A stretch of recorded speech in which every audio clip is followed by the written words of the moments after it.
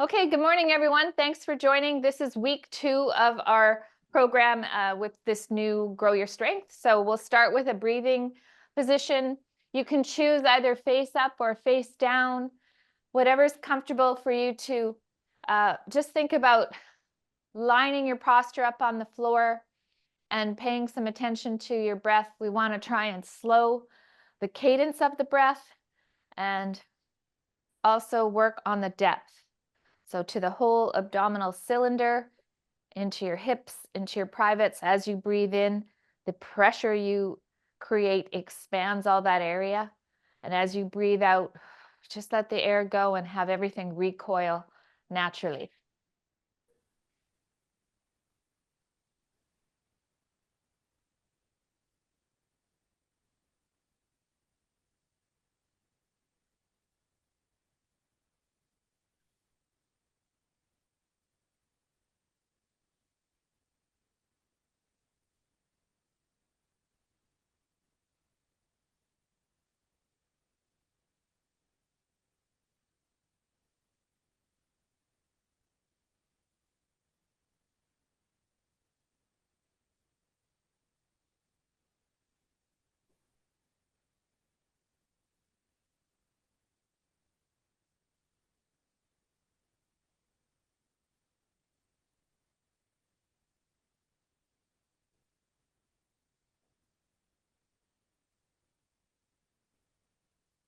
After your next breath cycle, make your way to hands and knees.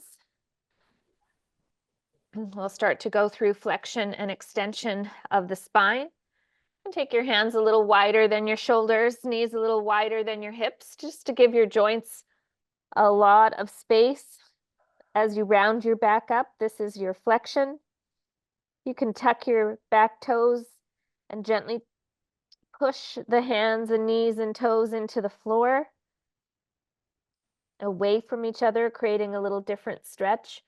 And as you go into extension, you can soften the feet, gently roll through your front side, dropping the chest, working on pulling the shoulder blades together a little, and looking up. As you go through a few more cycles of this, like you never have before, I'd just like to say that I've kind of got a new love for just working on flexion and extension of the back since my course, Internal Strength Model, in September. The better your flexion and extension, the better everything in your body moves. So rather than just thinking, oh yeah, some cat-cow to warm up my back, I'm now thinking about it as a really fundamental piece of my movement.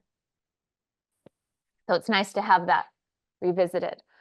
Next up, we're going to come down to the elbows and start with just positioning the elbows under the shoulders and softening the upper back to the floor. So this is a little of the extension coming from up through here, trying not to get it too much into the low back. You can just think about dropping the chest to the floor. You could gently add a little neck extension by looking up and then gently looking down.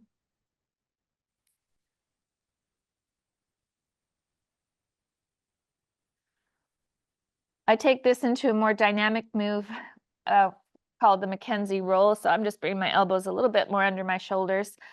I'm going to bend my left knee and lift the knee off the floor and then roll and plant my left foot onto the floor. As I roll, I come up onto my elbow, my shoulder is set. I can gently mobilize my neck by looking down and looking up, and then come through, rolling to the other side. So bend the knee, lift, plant the foot, keep the knee fairly wide on that bent knee side, mobilizing the neck gently. Lots of little nuances to this move to open up the body in some rotation. You can spread the fingers. Use it as an opportunity to center your shoulder, come down to the floor, roll through slowly. Wherever you're at, let's do one more per side.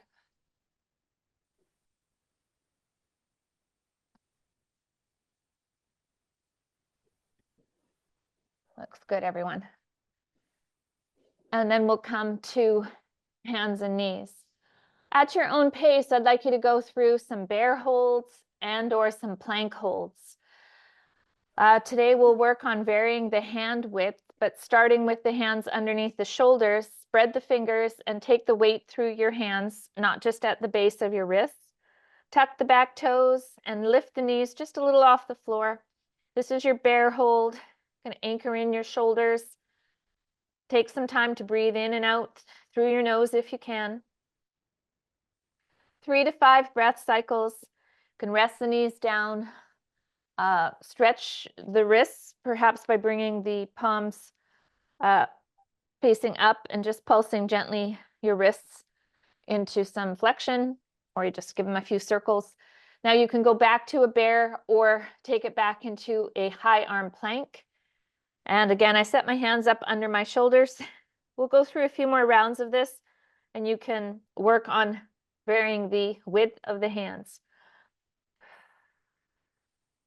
So as I step back into my high arm plank, got a little activation of my hips.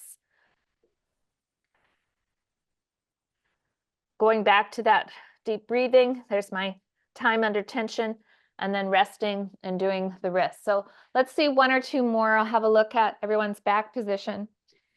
By changing the width of your hands for the setup, it just puts the tension through a slightly different angle of your shoulders, right? So you kind of want to do this. You don't want to set up every move exactly the same and just build strength in that one plane. So you'll see lots of variations of things like hand width. And here's another option that you could try, which is to stagger your hands. So one hand is in front of the other, and you're staggered and come up into the bear. And maybe that feels a little different. It could be a little harder. And now I switch my stagger, my opposite hand is in front. So you can see how wider, narrower, staggered hand positions, when you replay this tape, give yourself an opportunity to try a little something different. Okay, everybody looks good. Half kneeling is next. We're going to go through some half kneeling setup and then into some shoulder work. For the setup, I'll always like to check that my hips are level. So if I think of the edges of my pelvis coming up to my armpit and then down, I can level out this hip feeling. Most of the time we might ride high on this up knee side. So just check that for yourself. Make sure that you're stacked in your posture so your rib cage feels right over your hips. From here, we'll pulse forward, knee over the midfoot. You can sense pulling your heel back to try and get a little bit more ankle flexion. You can try a few pulses with the foot straight and then go ahead and angle it out. So I'm trying to keep my heel down, get my knee over my midfoot. If you have poor ankle mobility, it might be harder to keep the heel down. And if you have good ankle mobility, you can pull it in a little closer.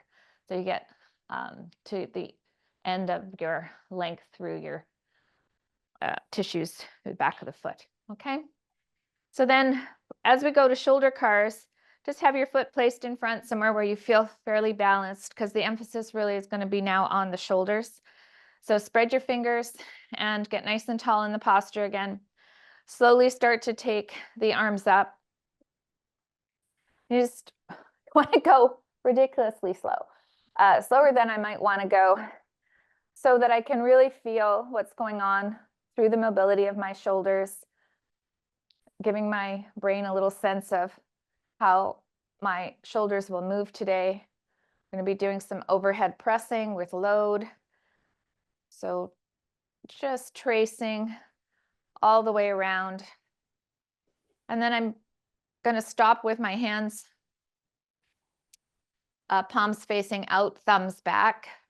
And you can take some time from here to just slowly bring one hand up the small of your back and then the other hand without changing your posture. So when you do that, try and stay as upright and connected as possible.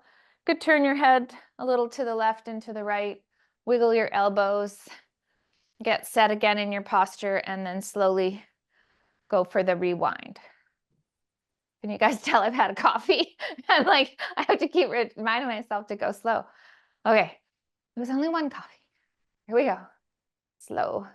Open up the fingers. And then you reach that point where you have to rotate your palms back together. Bringing your arms overhead. And slowly back down to your sides. Good stuff, everyone. Okay, let's go ahead and switch knees. And we'll go through the same setup for the ankles. Level the hips.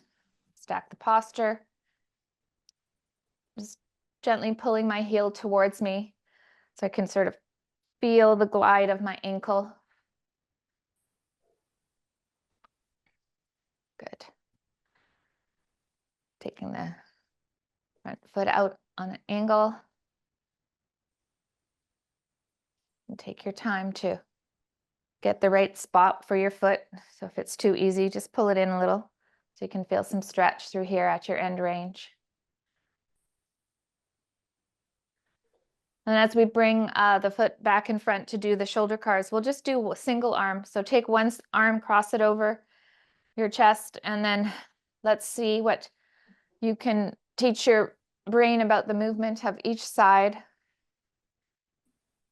Most of us have a little difference. Side to side, we're working on balance, just pushing back. I hear any sound effects. Do not push through pain. Some painless sound effects are pretty normal, I've come to realize. Sometimes the clicking and popping of a body part gets reduced in frequency when you get stronger. That's for sure. That I can say for myself as a study of one.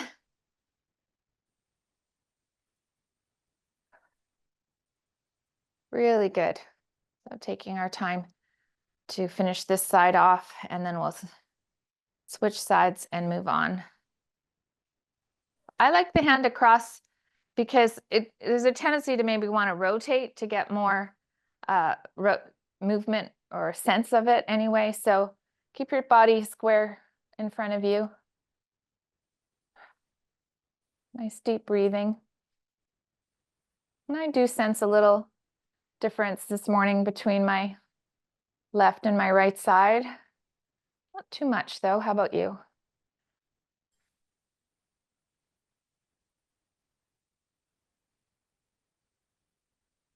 Good.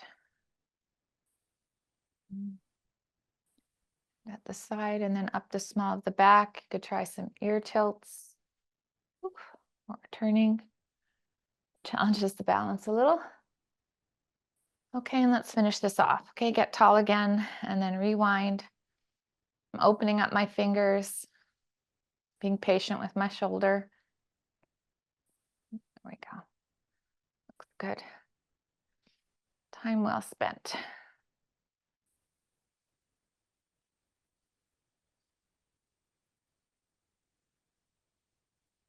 You guys are doing it better than me. Yay! All right. Okay, lying knee bends. Let's do our ankle series. If you like a stretch strap, then just take that, loop it around your foot.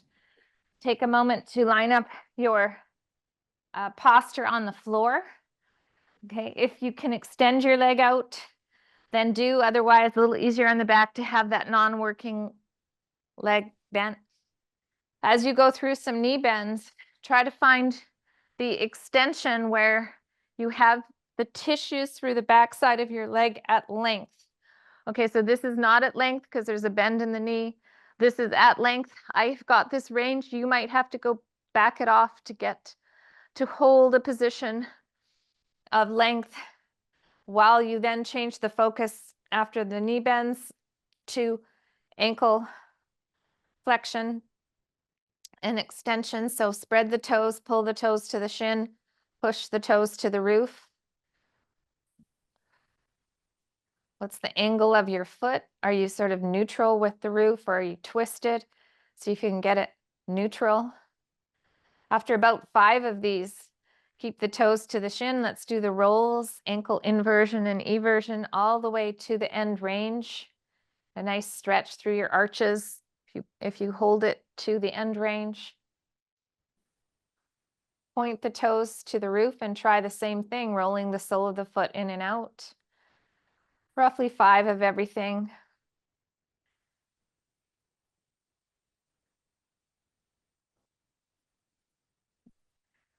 Except the circles. I usually just do 2 slow circles.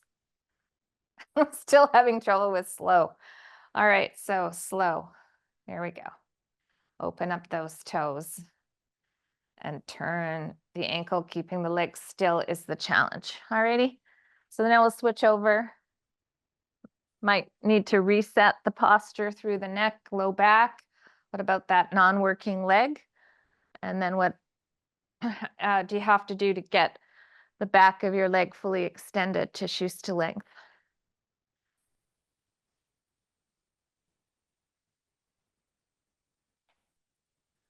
Feels pretty good. Start to change the focus to the ankle, spreading the toes. Same routine as the other side.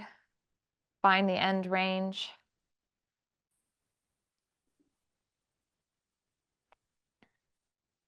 Keep the toes to the shin, roll the ankle in and out.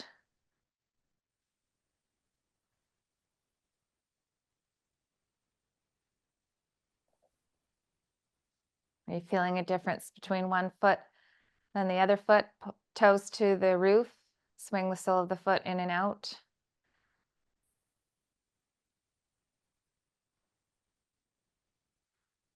And finishing with those circles, keeping the legs still.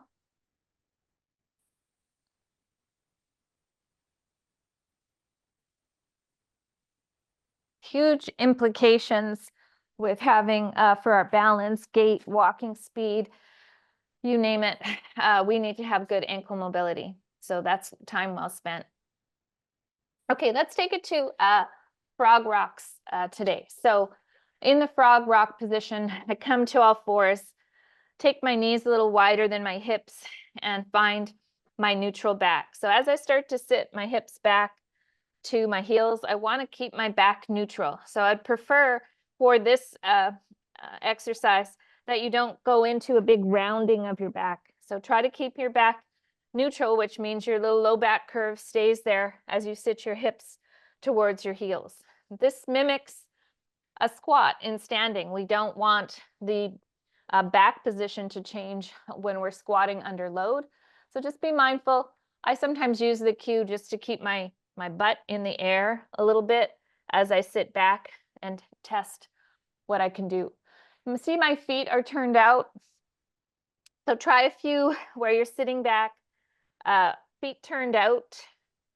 Sit back to the center and then sit back with a bias over to the right side and to the left side, and just kind of sense out how it feels through your ankles and feet with that turning out.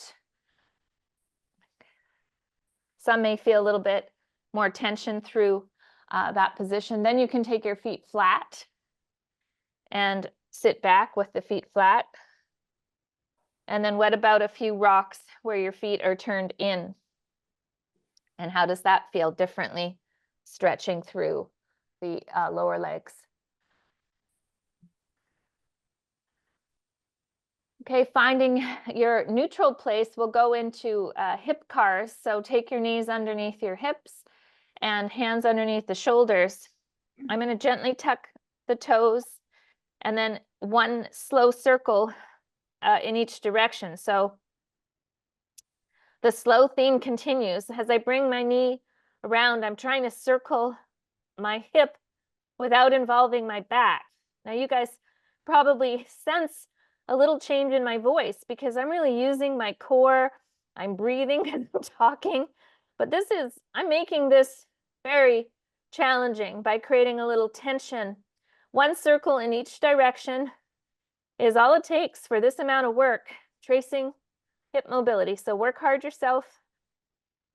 You might want to take a little wrist stretch between sides. Okay. Let's go side 2. If you've already completed both sides, go ahead and do another one, but just know that you could have gone a bit slower, really tracing the mobility you can access today.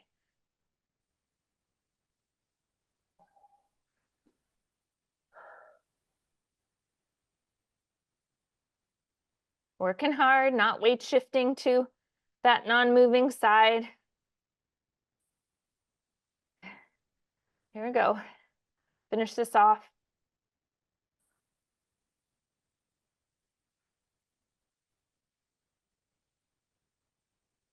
We'll go on to our backs after this. So if you're coming out of this a little bit before me, go ahead and roll over into a bridge position.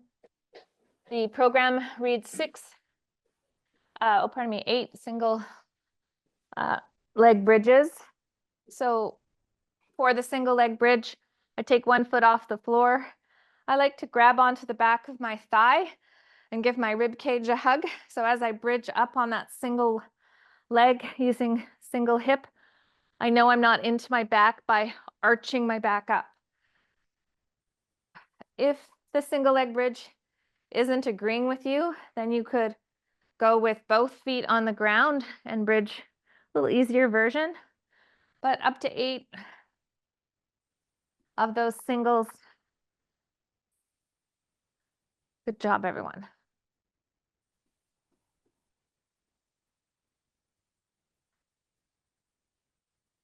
As I come up, I'm tightening up my hip muscle. As I come down, I release and reset my posture if needed. Chin tuck, connect with your foot, up you come. Okay, we'll do another set of those after practicing some windmill. So I love the windmill. It is very similar to a part of the get up that we've been progressing with over time in this class. I'm going to set up with just body weight first and then go with some weight. So in the half kneeling position, I take my front foot wider and then I pivot my back foot. The up knee side is the arm that I put up, and the windmill, you tip down to your down knee side, spreading your fingers, looking up gently out of the corner of your eye. You can breathe in this position, hold it. When you're ready to come out, I breathe in and sit into my hip a little bit and then just come back up. In the windmill, technically we keep the arm overhead. So then when you're ready, you breathe in, tip again. If you have the mobility, you come down to your elbow. You will know pretty quick if that changes the position of your back. So if coming to your elbow means a side bend, then you should put a block or a pillow under your elbow or stick with the high arm version, okay? Everybody looks like they're getting a nice open through the hip there. Let's switch sides and just keep patterning the position, front foot wide, so you've got space in your hips, you pivot the back foot. This gives you room to sort of sit or hinge into your hips. Top leg is the up arm. Take a breath and come down to the hand or to the elbow. You see when I came to my elbow, how my hips moved that way? I actually sat into it a little bit more. And then as I come up, take a breath in and power myself up. Okay, so you start to know kind of where the hand is, roughly in a line from the knee, giving yourself lots of space if you come down onto your elbow. If you feel like a pretzel and this is like, I'm not so sure about this, then just come to the hand. All right, nice job. Let's go back and do the bridges, and then we'll do this with either a ball or a light load. Okay, so back to bridges. Gift your hips, each one. Create some tension. Up, down, release. Square up the hip level so that you don't come up with a drop or a twist in your pelvis. Here we go.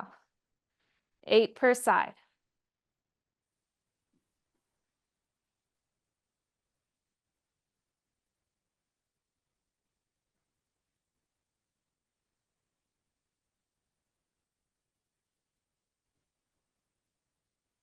Good. Nice work, everyone. Switching. Align the posture. Work hard.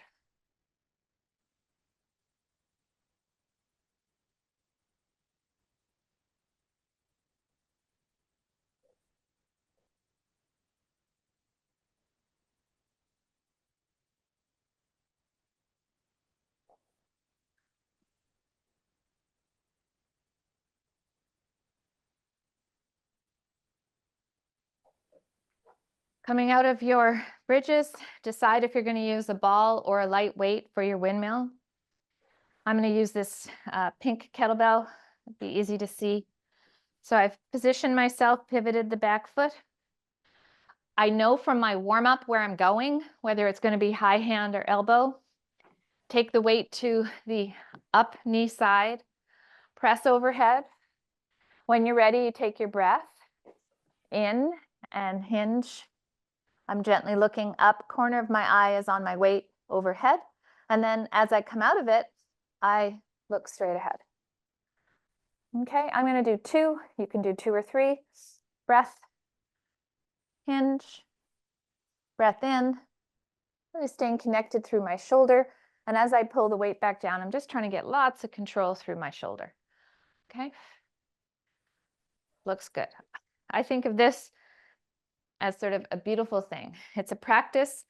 As you get more confident in the move and you take load, you'll feel it differently. So it becomes more of a strength than a mobility exercise, a bit of both. So I pivoted, changed the weight, overhead, anchoring my shoulder, take that breath, turn, gently look up at my weight, another breath in, keep the arm overhead. Whew, you guys look good. And then again, and then up. And then when you're ready to bring the weight down, pull. Whether you have a ball or in your hand or a weight, you can really optimize the lowering phase by creating tension through your body. That was great. Okay, well done. We're coming to standing now. Single leg balance reaches. We'll do 3 per side body weight, and then we'll add a little load.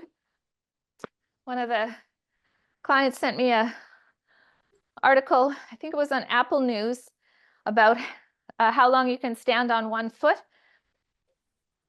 being an indicator of reducing your risk of falling and longevity. And so I wrote back, I read the article and wrote back, good thing we practice our balance a lot. So here we go. So just take some time to sit up your foot, spread your toes, slight bend in the knee. And as you breathe in, you can extend your arms forward. I like to rotate my palms in, thumbs to the roof.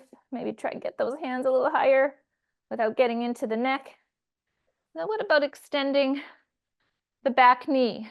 You know, as you hinge, pushing that back knee to the wall behind you. Try to get that full, what did I say earlier? The tissues to length. So I'm not here with a bent leg. I'm nice and extended, pushing through my heel. After your 3 per side, we'll go with the option of adding a weight and just holding the weight with both hands. It could be a dumbbell or a kettlebell in the center. And only add the weight if you feel ready. The weight now goes down towards the floor. I'm hinging on that single leg and coming up.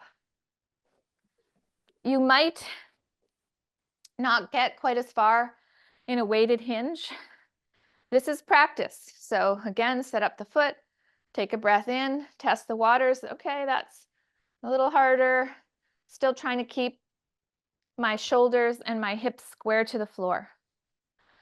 About 3 per side.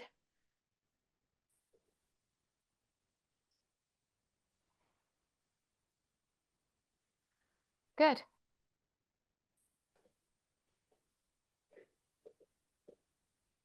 We worked on a lot of hip mobility this morning, knees and ankles. We did all our foot sequence. So you're bringing that to this move, right? It's a way of kind of waking everything up and teaching your body what you got in you. Second exercise is a squat and double press, 8 reps. And so here's where you have to be thinking about what you can press overhead. It's a squat, stop, press, stop. If your shoulders are in rehab and you're not going to press overhead, you'll just squat, okay?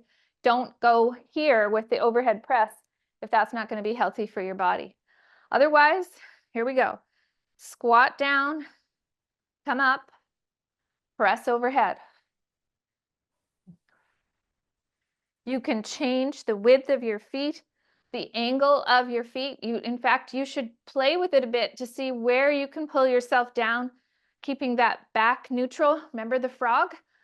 I don't want you to change the position of your back under load.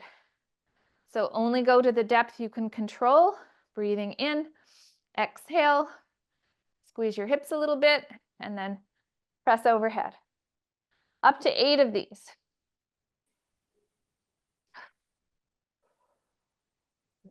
Overhead pressing. Pull, right? Looks good. Everyone's got a good version. Finish off the reps. Let's see what's next.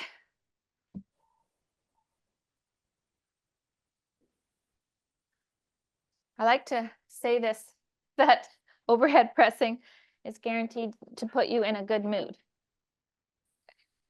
I look like I've lost my way, but I was looking for this. Okay. Small ball for calf raises. So the emphasis on the calf raise today is going to be on extension of all of your toes. I put the ball between my heels. I'm going to use balance support so that I have a little extra help when I'm up. Lifting the heels, gently squeezing the ball. I've got some support to stay up on my toes and then slowly control down through my feet. Now with practice, you might not need balance support, but if you give yourself an opportunity to try 1 or 2 with balance support, you can see what I'm talking about with getting into your toes. You want to have extension into your toes, not just the great toe, but all of your toes, and then control down. Whew, up to 10 of these. If you wanted to coordinate this with breath, I'd suggest inhaling with your heels on the floor. Exhale as you come up. Gently connecting those long toes into the floor. Okay, and as you exhale, just let the air come out and everything recoils naturally from your feet through your pelvic floor. That's a way to integrate the pelvic floor into this move. Exhale as you lift.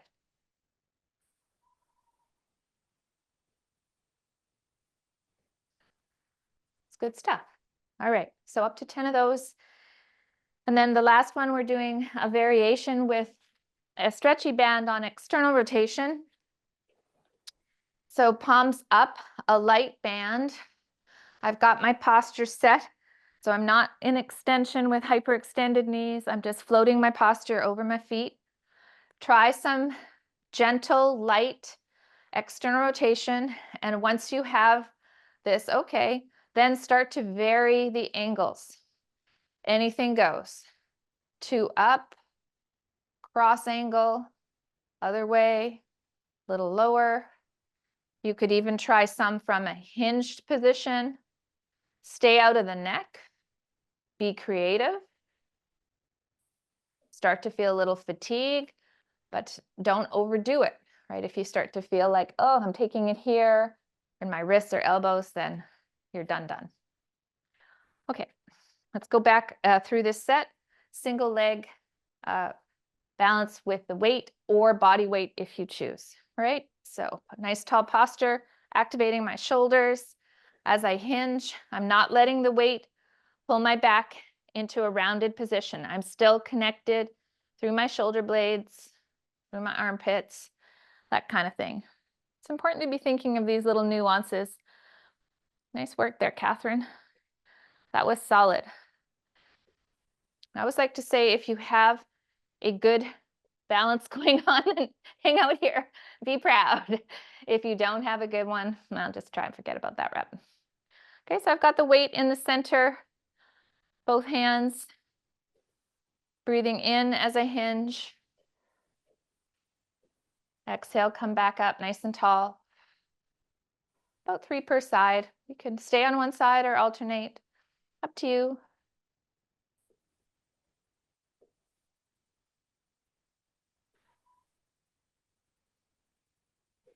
Looks good.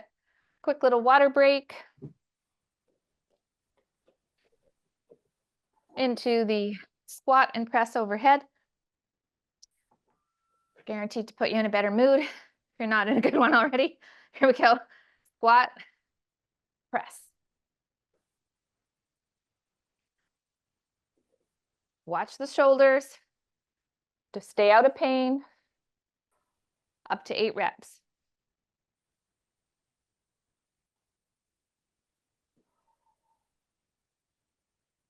Nice deep breathing.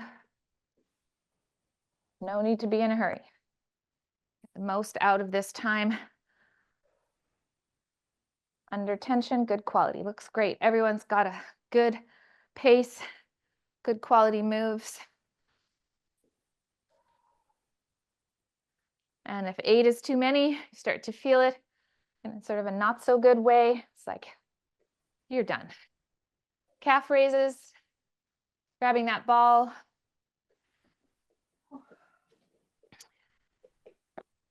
I'm going to prime my first couple with the balance help again. You can gently squeeze the ball as you lift the heels and exhale. Work into those toes.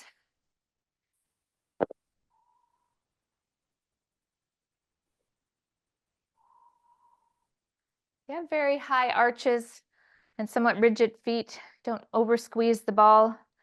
But if you have flatter feet or you're losing your arches, it's a good idea to create a sensation of squeezing the ball and turning the soles of your feet in. So I'll just show you without the ball. That would be this way with both feet.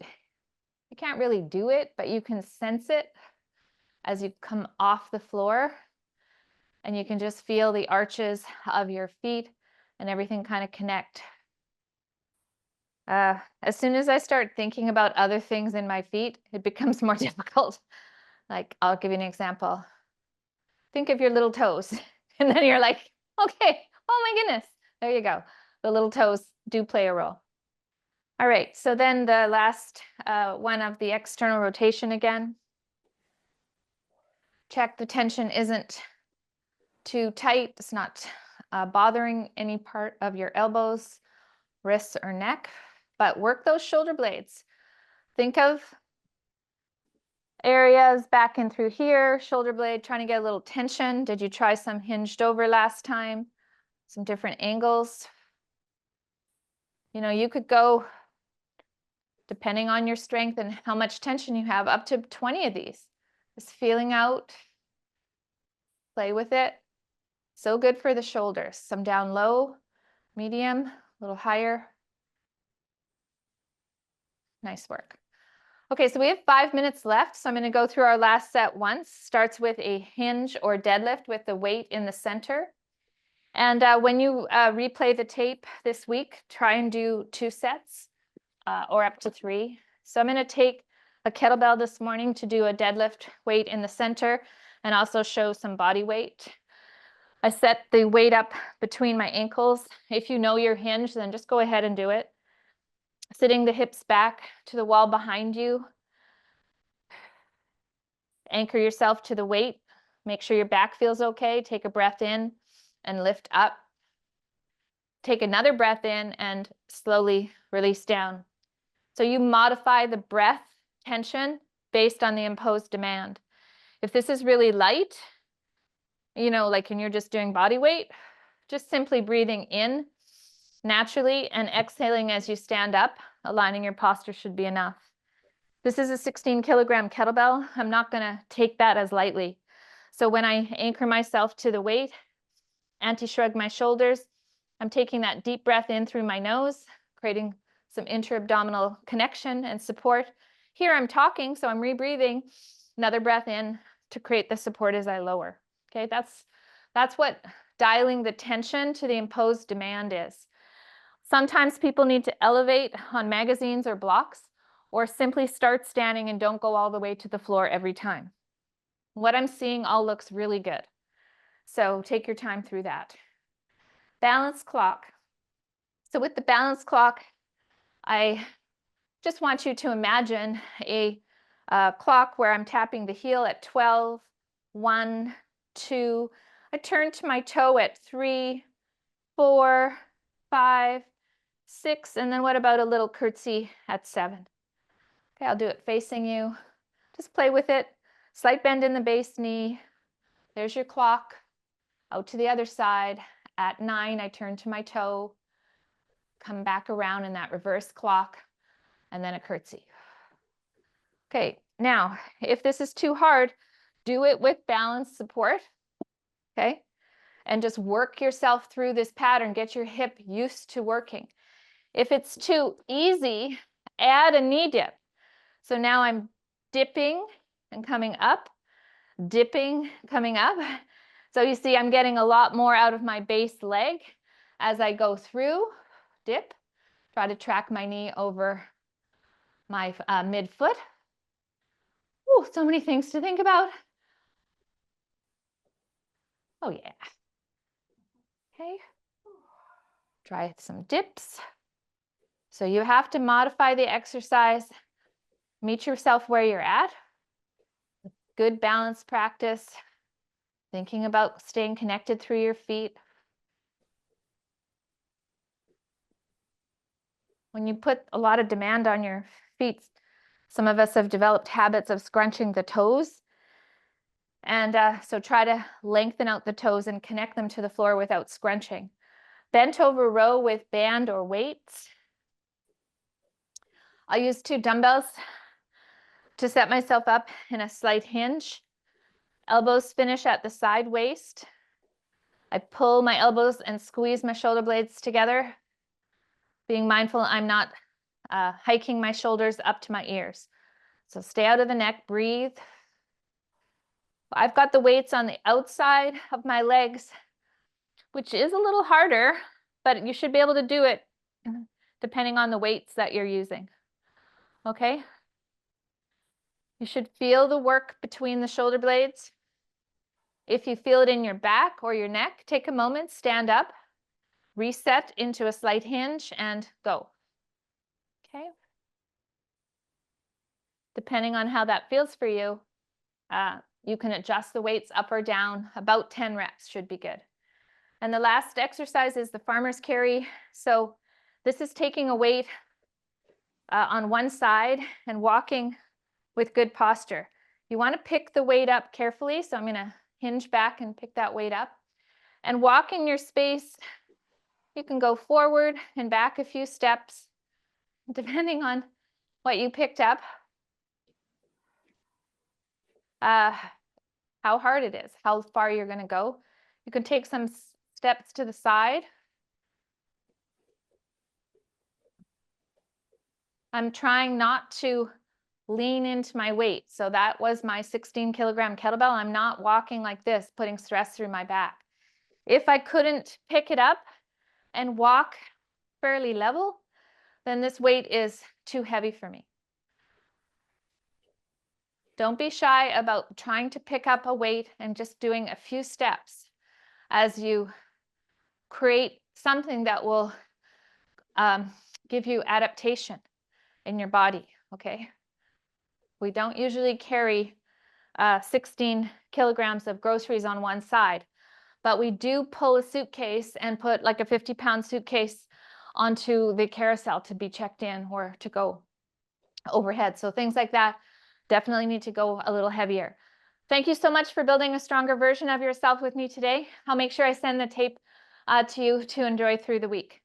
Okay, take care. Thanks, everyone. Bye.